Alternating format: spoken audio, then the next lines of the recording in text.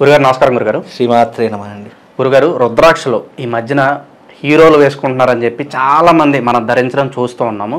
అసలు రుద్రాక్ష అనేది ఎందుకు ధరించాలి, దీని వెనకున్న విశిష్టత ఏంటి? చాలామంది మార్కెట్లో మనం చూసాం డూప్లికేట్లు ఎక్కువైపోయినాయి. అసలు నిజమైన రుద్రాక్షని ఎలా గుర్తించాలి? చాలా మంచి ప్రశ్న అండి. రుద్రాక్ష అనేటటువంటి దానికి చెప్పడం అనేటటువంటిది శివానుగ్రహం లేకపోతే కానీ చెప్పలేము. తప్పకుండా తెలియజేస్తాను. ముందుగా ప్రేక్షకులందరికీ శ్రీమాత్రే నమః, శ్రీ గురుభ్యో నమః.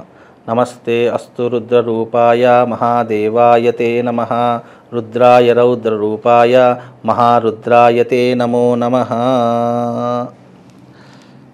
రుద్రాక్ష అంటే అర్థం ఏంటి అంటే, శివుడి యొక్క కళ్ళ నుండి జారువాడినటువంటి ఏవైతే ఆ అక్షువులు ఉంటాయో దానిని రుద్రాక్ష అని చెప్పడం జరిగింది. శివుడి యొక్క అక్షువులు ఎక్కడ మొట్టమొదట పడ్డాయి అని అంటే కనుక నేపాల్ రాష్ట్రంలో పడ్డాయి. నేపాల్ అనేటటువంటి ప్రాంతంలో ఈ యొక్క అక్షువులు అనేటువంటి పడడంతో ఆ యొక్క అక్షువులు రుద్రాక్షలుగా చెట్ల నుంచి వచ్చేటటువంటి అక్షువులుగా చెప్పడం జరిగింది. దాన్నే మనం రుద్రాక్ష అంటాము. అంటే రుద్రు నుంచి వచ్చింది కాబట్టి రుద్రాక్ష. అయితే నేపాల్ రాష్ట్రంలో పడినటువంటి ఏదైతే ఈ యొక్క రుద్రాక్షలు ఉన్నాయో అక్కడ చెట్లు కనిపిస్తాయి. రుద్రాక్షకు సంబంధించిన చెట్లు అక్కడే ఎక్కువగా కనిపిస్తాయి. పుట్టింది అక్కడే, నేపాల్ ప్రాంతంలోనే పుట్టాయి. పశుపతినాథ్ అనేటటువంటి టెంపుల్ దగ్గర సమక్షంలో ఈ యొక్క రుద్రాక్షకు సంబంధించిన చెట్లు కనిపిస్తాయి.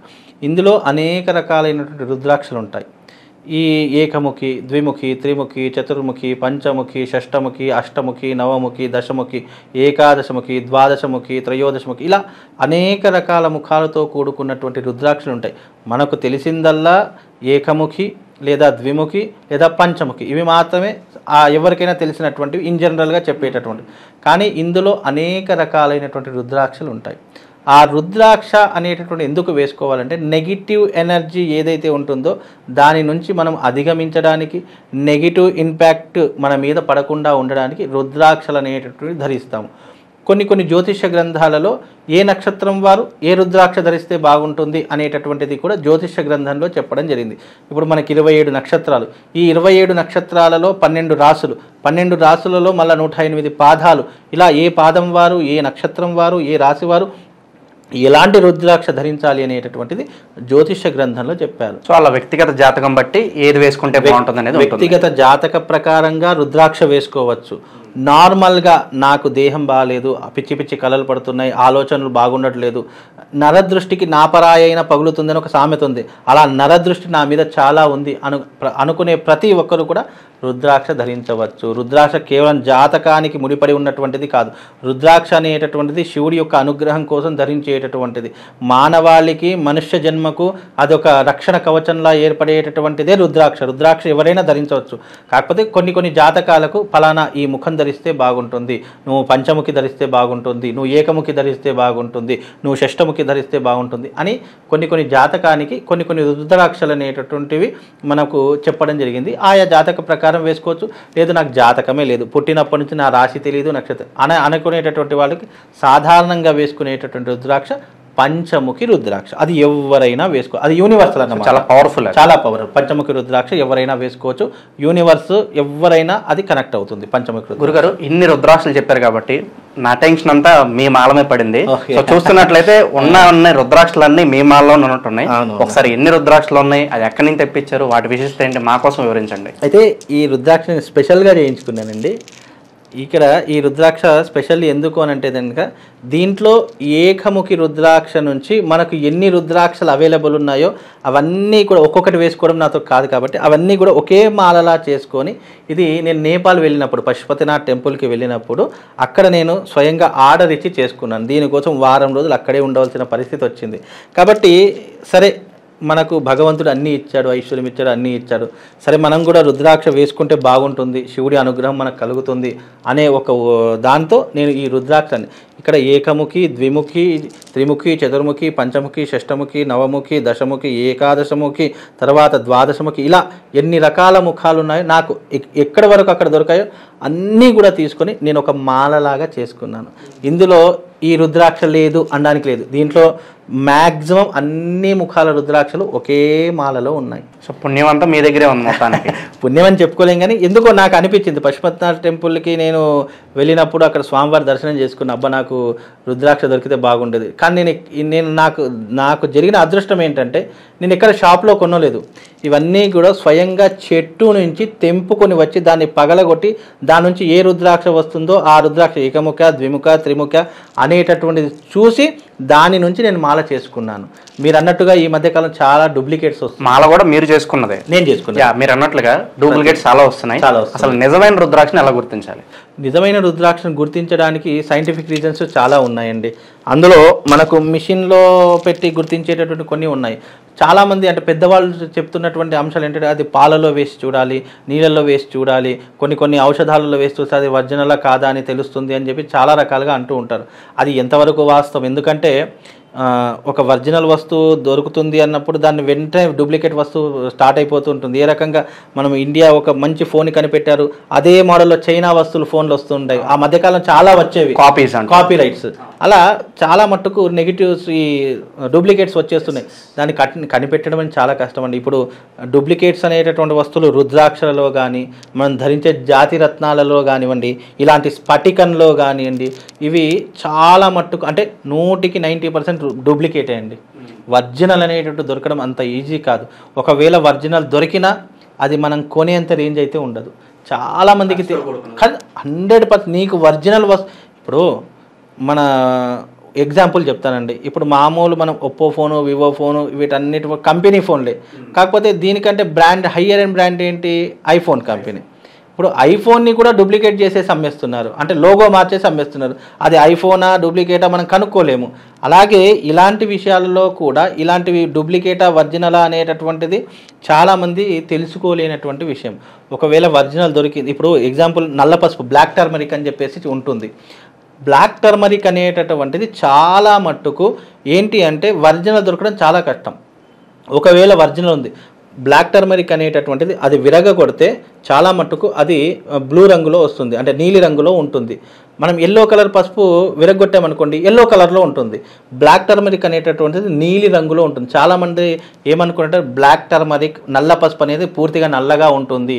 ఈ యూట్యూబ్లలో చాలామంది చూపిస్తారు కదా, యూట్యూబ్లలో ఏంటంటే నల్ల పసుపు దగ్గర కర్పూరం పెడితే కర్పూరం వెలుగుతుందని, లేదా ఒక పిన్ను పెడితే ఆ పిన్ను వంకరైపోతుందని, ఒక తాళం కప్ప పెడితే తాళం కప్ప తెరుచుకుంటుందని, ఇలా అపనమ్మకాలు క్రియేట్ చేస్తున్నారు చూసారా, అది మోసం.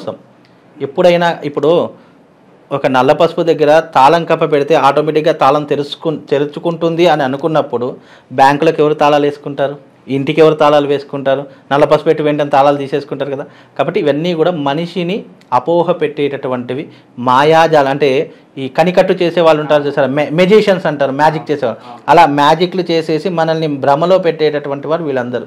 కనుక ఎప్పుడైనా కూడా గుర్తుపెట్టుకోండి, ఒరిజినల్ అనేటటువంటిది దొరికింది, అది కనిపెట్టడం అంటే చాలా కష్టం. నల్ల పసుపు అంటే పూర్తిగా నల్లగా ఉండేటువంటి నల్ల పసుపు కాదు, అది విరగ కొడితే పచ్చిది. ఇప్పుడు నా దగ్గర ఉంది నల్ల పసుపు, ఎప్పుడైనా వచ్చినప్పుడు మీకు చూపిస్తాను. అది విరగ కొడితే దాంట్లో ఆ రంగు అనేటటువంటిది రౌండ్గా నీలి రంగులో ఉన్నటువంటిది బ్లాక్ టర్మరిక్. అది ఎండిపోయిన తర్వాత కొన్ని రోజుల తర్వాత అది కొద్దిగా నల్లబడేటటువంటి లక్షణాలే ఉంటాయి తప్ప ఒరిజినల్ నల్ల పసుపు ఇదే నల్ల పసుపు. ఇక దీనికి మించి ఇది ఒరిజినల్ కాదా అని తెలుసుకోవాలంటే ఇక నువ్వు తెలుసుకోలేవు. మేము 100% మనం ఏదైనా చూసాము, ఏదైనా అనుకున్నామంటే 100% అది 100% ఒరిజినల్ అయ్యే ఉంటుంది.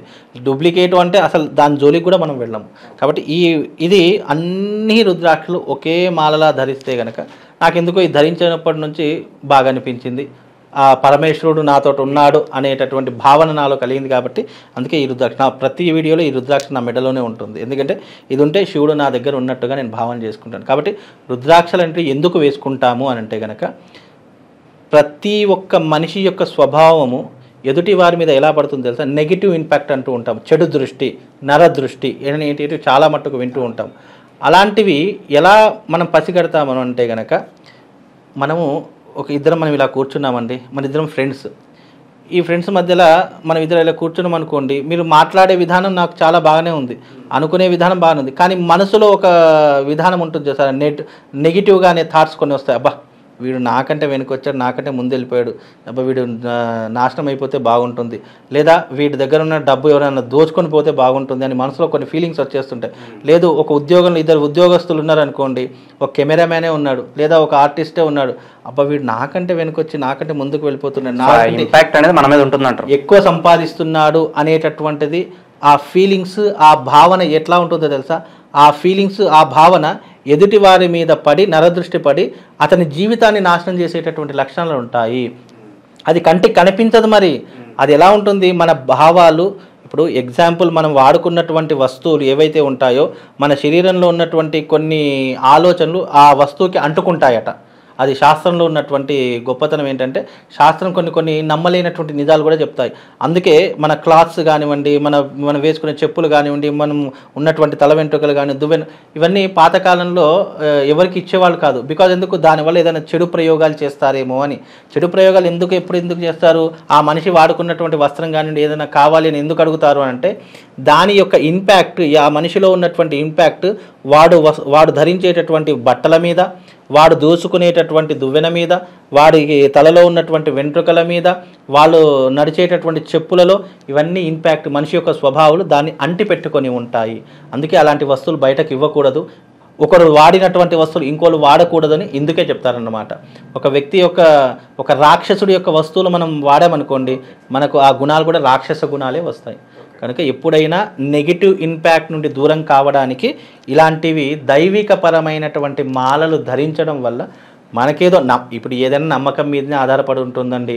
ఇది నేను నమ్మాను కాబట్టి నేను ఇది ధరించాను, కాబట్టి ఇది ధరించినప్పటి నుంచి నాకు బాగుంది కాబట్టి అయ్యో నాకు ఎలాంటి ఆలోచన నెగిటివ్ ఇంపాక్ట్ కానీ రావట్లేదు కాబట్టి ఇది ధరించడం వల్ల నాకు మంచి జరుగుతుంది అనే ఒక కారణంతో ధరించాను. అంటే నెగిటివ్ ఇంపాక్ట్ మన మీద పడకుండా మనకు మంచి జరగడానికి, మేలు జరగడానికి, భగవంతుడు నాతో ఒక వస్తువు, రుద్రుడి యొక్క అక్షువులు నాతో ఉన్నాయి అనేటటువంటి దానితో ఇది ధరించడం వల్ల శుభము లాభం కలుగుతుంది అనే ఒక నమ్మకంతో ధరించానండి. గురుగారు, అలాగే ఒకప్పుడు ఈ రుద్రాక్షల విషయానికి వస్తే కొంచెం బాగా జ్యోతిషాలు పండు పెద్దవాళ్ళు కానీ కొంచెం పెద్ద వాళ్ళు వేసుకునే వాళ్ళు, ఇప్పుడు సాధారణ వాళ్ళు కూడా వేసుకుంటున్నారు. అయితే చాలామంది ఏంటంటే కొంతమంది ఫ్యాషన్గా వేసుకుంటూ ఉంటారు. మరి ఇది వేసుకున్నాక ఎలాంటి నియమాలు పాటించాలి? కొంతమంది ఏమంటారంటే ఇది వేసుకుని నాన్ వెజ్ తినకూడదు, అలాగే స్త్రీతో ఉన్నప్పుడు కానీ ఇలా కొన్ని అపోహలు ఉంటాయి. మరి అది ఎంతవరకు నిజం ఇవన్నీ? అయితే ఇక్కడ దైవికపరమైనటువంటి వస్తువులలో రుద్రాక్ష ఒకటి అని చెప్పుకున్నాం మనం. ఇది సాక్షాత్తు పరమశివుడితో సమానం అని చెప్పుకున్నాము. అయితే కొన్ని సందర్భాలలో ఏంటి అంటే నిజంగా మధుమాంసములు అనేటటువంటివి తినడము, తాగడం అనేటటువంటి మనిషి జీవితంలో సహజ లక్షణంగా మారిపోయాయి. అవి మానేసే సిచ్యువేషన్లో ఎవరు కూడా లేరు. ఇంకోటి ఏంటి అంటే గనక ఇలాంటి కొన్ని దైవికపరమైనటువంటి వస్తువులకు నియమాలు అనేటటువంటివి సహజ సిద్ధంగా ఉంటాయి. ఇప్పుడు నేను ఇది వేసుకొని నువ్వు తాగకూడదు, నువ్వు తినకూడదు అంటే ఇది నా దగ్గర నుంచి ఎవ్వరు తీసుకోరు. ఫస్ట్ ఆఫ్ ఆల్ ఒక బిజినెస్లో ఆలోచించాలి అని అంటే కనుక అవన్నీ నేను చెప్పాను అనుకోండి, అబ్బో నాతో కాదులే ఇవన్నీ తీసుకోవడం వేసుకోవడం నాతో కాదు అని ఏం చేస్తారంటే తీసుకోకుండా ఉంటారు అనేటటువంటిది ఒక కాన్సెప్ట్గా మారిపోయి చాలామంది ఏం చేస్తున్నారు, ఇది అమ్మడానికో లేదా సేల్ చేయడానికో తాగినా పర్వాలేదు తిన్నా పర్వాలేదు అనేకంటూ కొన్ని మాటలు మాట్లాడుతూ ఉంటారు. నిజానికి ఇది దైవికపరమైనటువంటి వస్తువు నీ మెడలో ఉన్నప్పుడు నువ్వు మధుమాంసాలు ముట్టడం కానీ లేదా స్త్రీతో సంభోగించడం లాంటివి కానీ ఇలాంటివి చేస్తే అది దోషభూయిష్టంగా మారి నీకు పాజిటివ్ అనుకున్నది ఏదైతే ఉంటుందో అది నీకు పూర్తిగా నెగిటివ్గా మారిపోతుంది, తిప్పికొట్టేస్తుంది అంటారు. 200% తిప్పికొడుతుందండి. ఎందుకు అనంటే ఇది మనం మంచి కోసం వేసుకున్నాము. మంచి అంటే ఏంటి? మనం చేస్తున్న కార్యకలాపాలలో కానీ మనం చేస్తున్న వృత్తిలో కానీ వ్యాపారంలో కానీ మంచి జరగాలి అని. నీకు ఒకవేళ తాగాలని ఉంది, తినాలని ఉంది, లేదా నీకు భార్యతో సంభోగించాలని ఉంది ఉన్నప్పుడు ఇది ఏం చేయాలి?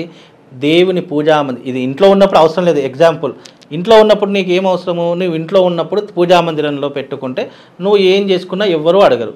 కానీ ఇది వేసుకొని నేను అనేక కార్యకలాపాలు చేస్తా, తాగుతాను, తింటాను అంటే మాత్రము ఇది నువ్వు వేసుకున్నా నీకు ప్రయోజనం అనేటటువంటిది ఉండదు. కనుక ఇది ఎప్పుడు నీకు ఒక రక్షణ కవచంలా ఉండాలి, ఒక రక్షణ కవచంలా ఏర్పడాలే కానీ అనవసరంగా ఇది నేను వేసుకుంటాను, తాగుతాను, తింటాను అంటే మాత్రం కుదరదు. ఎందుకంటే నువ్వు ఎంత నిష్టగా ఉంటే ఇందులో జీవం అన్ని రోజులు ఉంటుంది. దేనికైనా ప్రపంచంలో ఏ వస్తువుకైనా ఎక్స్పైరీ డేట్ ఉందండి. ఎక్స్పైరీ డేట్ లేకుండా ప్రపంచంలో ఏదీ లేదు. ప్రతి ఒక్క వస్తువుకి ఎక్స్పైరీ డేట్ ముందు వెనక అంతే తేడా, అన్నిటికీ ఉంటుంది. అలాగే దీనికి కూడా ఎక్స్పైరీ డేట్ అనేటటువంటిది ఉంటుంది. ఎలా ఉంటుంది? నువ్వు మంచి చేసుకుంటే దీని ఆయుష్ పెరుగుతుంది, నువ్వు చెడు చేసుకుంటే ఆటోమేటిక్గా ఆయుష్ తగ్గిపోతుంది. ఆయుష్ తగ్గిపోయినప్పుడు ఏమవుతుంది? దీని వేసుకున్న నీకు ఎలాంటి ప్రయోజనం కలగదు. కాబట్టి దేనికైనా శక్తి ప్రధానం. ఆ శక్తి నీలో ఉండాలి అంటే, నువ్వు వేసుకున్న దానికి వస్తువులకు కూడా ఉండాలంటే ఫస్ట్ నువ్వు ఆచరించే పద్ధతులు, నువ్వు ఆచరించే విధానాలు సరిగ్గా ఉన్నాయంటే ఆటోమేటిక్గా ఇది శక్తి ఉత్పన్నమవుతుంది. నీకు ఎప్పుడు కూడా రీసైక్లింగ్గా ఒక శక్తి అనేటటువంటి దీంట్లో ప్రభావితం చూపించి నిన్ను రక్షగా ఉండి నిన్ను కాపాడుతుంది. అందుకే ఈ రుద్రాక్ష పరమ పవిత్రమైనటువంటిది. దీని పవిత్ర భావంతో చూడాలి తప్ప ఇది రుద్రాక్ష వేసేసుకున్నాను నాకు ఇక ఏం కాదు అనేటటువంటిది. నువ్వు ఎంత పవిత్రంగా ఉంటావో నీ శరీరం మీద ఉన్నటువంటి వస్తువులు అంత పవిత్రంగా ఉంటాయి. నువ్వు ఎప్పుడు తప్పు చేయడం అనేటటువంటి ప్రారంభమవుతావో అది నీ జీవితానికి నెగిటివ్ ఇంపాక్ట్ని కలిగిస్తుంది. పాజిటివ్ ఆర్ నెగిటివ్ మనలోనే ఉన్నాయి. రుద్రాక్షల గురించి మాకు ఇవాళ ఎన్నో విషయాలు తెలియజేశారు గురుగారు. హోప్ఫుల్లీ అందరూ ఏదో స్టైల్ కోసం కాకుండా భక్తి శ్రద్ధలతో వేసుకోవాలని చెప్పి మనం కోరుకుందాం. నమస్కారం. శ్రీమాన్.